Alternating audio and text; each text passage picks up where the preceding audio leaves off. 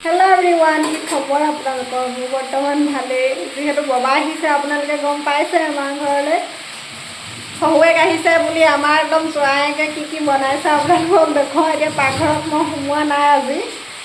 বোলে তেওঁ বনাই খুৱাব হেনো শহুৰক, বোলে মই নিজে বনাই খুৱাম বুলি কৈছে। সেইকাৰণে কি বনাই আছে আপোনালোকক দেখুৱাইছোঁ। এইফালে বনাই আছে হাঁহ মাংস।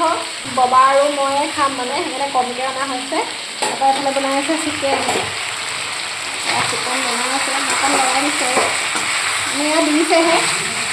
আমাৰ মানে এটা স্বভাৱ মই সলনি কৰিব নোৱাৰিলোঁ। মানে সদায় হেঁপাহবোৰ এই গেছটোত থয়। বৰ দিগদাৰ, মানে একদম গেছটো লেতেৰা কৰি দিয়ে। একদম মানে এই কথাটো মই সলনি কৰিব পৰা নাই। সদায় গেছটোৰ ওপৰত হেঁপাহখিনি থয়। প্লেট এখন বা কিবা এখন লৈ নলয়, একদম গেছটোৰ ওপৰতে থৈ ইমান কওঁ নহয় মই, মানে নাই নুশুনে। এতিয়া জোৱাইকে একদম বনাই খুৱাব আৰু শহুৰকক এনেকৈ। মই বনোৱা নাই, মোক একদম বাহিৰ কৰি দিছে। বোলে মই নিজে বনাই খুৱাম বুলি কৈছে। সেইকাৰণে মই এৰি দিছোঁ। মই ভাতকেইটা পাছত পাতি দিম। আৰু আজি উখোৱা চাউলৰ ভাত বনাম, মানে ঘৰৰ পৰা উখোৱা চাউল মায়ে দি পঠিয়াইছোঁ যিহেতু উখোৱা চাউলৰ ভাত বনাম। হাঁহ মাংস আৰু চিকেন এনেকৈ খাম আজি।